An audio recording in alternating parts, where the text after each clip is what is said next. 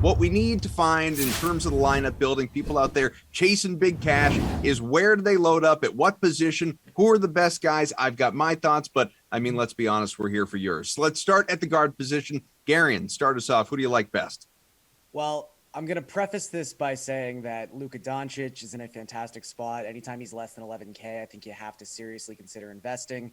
I think CJ McCollum is underpriced considering what his role is, what the script potentially is in that Portland, Minnesota game. But it is a day that ends in Y. Nick Whalen is here. Let's talk about DeJounte Murray at $10,000. DeJounte Murray is maybe the best dollar for dollar play on this entire slate. And you really don't have to look farther than one particular stat, and that is San Antonio has the highest implied team total on this slate by a super wide margin. It is not particularly close between them and second place, which is the Minnesota Timberwolves, and that is because the Houston Rockets are an atrocious defensive team. They are giving up the second most DraftKings points per game to opposing point guards. Murray, across his last 7 games, is averaging over 1.5 DraftKings points per minute. And that game that started this run 7 games ago was against this very same Houston Rockets team. He went off for 73.5 DraftKings points. So I think you just slot DeJounte Murray in at the point guard spot and don't give it too much thought. Nick, that's exactly the guy that I was going to bring up. You could also look at his teammate, Derek White, very easily. He's in a terrific spot tonight for the Spurs as well. Who stands out to you? Yeah, I mean, obviously, I have to do my obligatory DeJounte Murray spiel. $10,000 for a guy who was priced, significantly less than that the last few years. It seems kind of weird for him to be in that same range as Luka and the other elite guards, but that's the player that he's become this season. I mean, he's 1 rebound short of entering this game with 3 straight triple doubles. But as Garion alluded to, I mean, it's partially our love for DeJounte Murray, but it's more about this matchup against Houston. Going up against a backcourt of Jalen Green and Kevin Porter Jr. That's the kind of the duality of guys who don't try on defense and also don't have the bodies to stay in front of anybody. Houston is the worst defense in the league by a fair margin over the last 10 games. These teams played a couple weeks ago and combined for 252 points in that one. I mean, everything is lining up for this to be a huge DeJounte Murray night. And, there are a couple other Spurs, I think, that we'll talk about later on, who stand out to me as potential values. So, a lot of potential, I think, in this Spurs and Rockets matchup tonight. Well, and that's the thing, Nick. Again, between Murray, Derek White, who I mentioned, we go to the forward position now. And not to sit here and tell you to stack the Spurs, but telling you to stack the Spurs, you have Devin Vassell, you have, Keldon Johnson. They're in great spots. Mm-hmm. Who do you really like at forward? Yeah, I mean, Vassell's somebody I had in my value section, which we'll get to in a little bit. I mean, he's at $4,200, so a player who's pretty easy to slide into just about any lineup build tonight. I mean, I think even Doug McDermott has some upside as another cheap forward. But if you're going to pay up, I mean, I really don't have a problem, shelling out $11,100 for LeBron James at this point. I mean, not much to say as far as how consistent he's been. I mean, the Nets are 29th in the league in defense over their last 10 games. Obviously, no Kevin Durant, no Kyrie Irving tonight. Should just kind of be the James Harden show. I don't know how that game's going to play out. These are 2 teams that I think have kind of stopped caring on the defensive end. Pascal Siakam, I think, is in a good spot, I should say, against Charlotte tonight. He's usually a good bet to be in the high 40s, low 50s just about every night. And a big reason for that is he's still playing, 37 to 42 minutes. It seems like, 9 out of 10 games as Nick Nurse uses that short rotation. And then the last guy I'll throw out at forward, Tobias Harris, 7,400 against New Orleans. I think we're maybe reaching Tobias Harris is now slightly underrated territory. We're starting to talk about him as like one of the worst contracts in the league. They're trying to lump him into a Ben Simmons trade. He's still not that bad. I mean, he's a borderline all-star player. He's essentially the guy that he's been for the last 8 years. Recently 39, 43, 42 DraftKings points in his last 3 games. The complaint with Tobias Harris is he does not have a super high ceiling, either in fantasy or in real life, but still a guy who has a really nice floor at $7,400. See, and that's the guy. Tobias Harris, Garion, is the one that I was sitting here just waiting for one of you to mention. I guess I should just shout out Korkmaz instead because he's in a good spot too, sticking with his Sixers teammate. Who do you like at forward? Yeah, I think a lot of the same guys that Nick was talking about. I don't want to play the hits too much here. We already talked about DeJounte Murray, but yeah, Pascal Siakam at $8,900. Someone who's playing over 40 minutes per game across his last 8 games. And we already know that a matchup with the Charlotte Hornets tends to be like fantasy Nas. Like they have the highest pace of play in the Eastern Conference. They're not particularly good defensively. So you take that level of volume, combine it with the level of volume of being one of Nick Nurse's starting players. Seems like a pretty explosive combination. I'll also mention Anthony Edwards, I think is in a really interesting spot tonight. Just in general, that Portland, Minnesota game should be relatively high scoring, should be relatively high paced. And Edwards is someone who, yes, hasn't been playing his best basketball the past week, but he's also seen his salary go from $8,600 last Tuesday to $7,600 tonight. That's a pretty precipitous drop in a short period of time for someone who literally 2.5 weeks ago had scored at least 40 DraftKings points in 5 of his last 6 games. So I just think the ceiling is really high for Edwards, and this is kind of a get-right spot for him with his salary dipping pretty low. For all the talk before, Garion, about that San Antonio-Houston game, what about a Christian Wood and Jakob Poeltl showdown at center?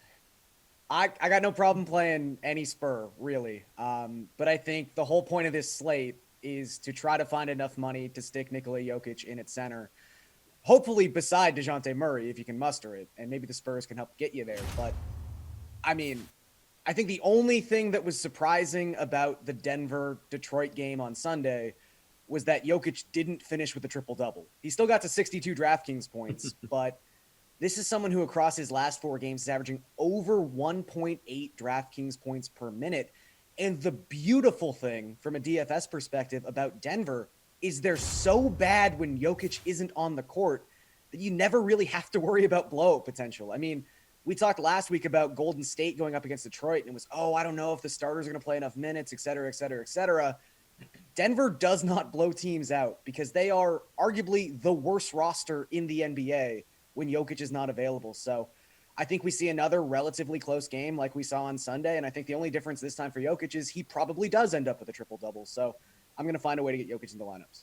You guys were just looking at those numbers. The fact this guy is averaging 60 fantasy points per, and of course is projected for something similar here tonight. So Nick, I mean, it's not just Joker, obviously. I mean, you got Joel Embiid, you got Karl Anthony Towns, you got Yusuf Nurkic is available. You mentioned Pascal Siakam before. Who do you like?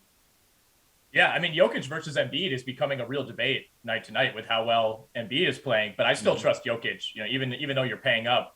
Both those guys have decent matchups tonight, but Jokic going up against Detroit, 27th in defense over the last 10 games are the Detroit Pistons. Isaiah Stewart, a big who's pretty prone to getting into foul trouble. But like Garion said, I mean, that's a great point that when Jokic is off the court, they're so bad.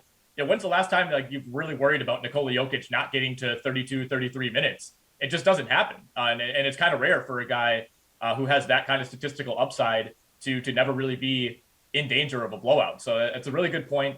I will say I would not chance it tonight on Anthony Davis, who is expected to make his return. He's listed at $9,800. I don't know who is putting Anthony Davis into a lineup tonight and feeling really good about that at that price. If you want to save a little bit of money or maybe even, throw this guy in a utility spot and play Jokic or play Embiid, I'm going to go once again back to that Houston-San Antonio game and go Jakob Poeltl at 6,400. Again, Houston is the worst defense in the league. That's the case over the last 10 games as well. They really have no trustworthy big men outside of Christian Wood. I mean, Daniel Tice is essentially out of the rotation. Şengün only plays 12 to 14 minutes. And Christian Wood, obviously not a great defender. I mean, his impact comes on the offensive end. And Poeltl has 51, 39, 38, and 50 DraftKings points over his last 4 games. He's played almost 70 minutes in the last 2 games combined. That's not always the case for him. So I think a lot to like about Jakob Poeltl against that Houston Rockets front line. Let's go to value, guys, and Nick, we'll stay with you here. There's a fair amount of it, actually. You guys were both talking about the ability to pay up for guys like Joker or Murray or both of them, and the way to do that, Garion said it before, is load up on some Spurs. You got a lot of value Spurs available to you tonight. Who do you like best at value? Yeah, I mean, you can load up on Devin Vassell, who's a Spur, who I mentioned earlier. You can load up on a former Spur, Patty Mills, who's at 4,900 against the Lakers. He's the de facto number 2 option this week with no Durant and no Kyrie Irving. I actually kind of like Rashawn Holmes. I don't love the matchup against the Boston team that has several big men to throw at him, but the price, I mean, 4,600 for Rashawn Holmes. And I know he's still kind of not returned to being himself since the injury and since the COVID absence, but 4,600 for a guy with that kind of upside to me is a pretty good deal. And then if you want to go super cheap, for some reason I like Nemanja Bjelica. I can't really explain it. He's at 3,300 tonight. Started to kind of eat into Jonathan Kuminga's minutes these last few games.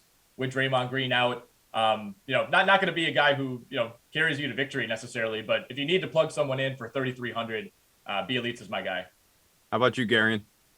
Yeah, I think one game we haven't talked about yet that could turn out to be fruitful, we have to wait for an injury report, is the Pelicans. I mean, if Brandon Ingram is going to miss his second consecutive game, and I mean, I'm not in the know by any means, but I would think that someone with Ingram's track record for injury, second night of a back-to-back, he missed the first game. I'm going to lean that he's probably not playing tonight. I'm sure he'll end up being listed as questionable, and we'll have to sweat it a little bit. But if Ingram doesn't play, we saw the Pelicans run a pretty tight rotation on Monday against the Pacers, and that kind of opens up the potential to use two different guys. I prefer Alexander Walker. I think he just has a higher upside than most of the Pelicans' sort of secondary, tertiary wing players. He just loves to shoot it. He is a high-volume shooter. He's someone who went off for over 30 DraftKings points, played 34 minutes off the bench in that win over the Pacers.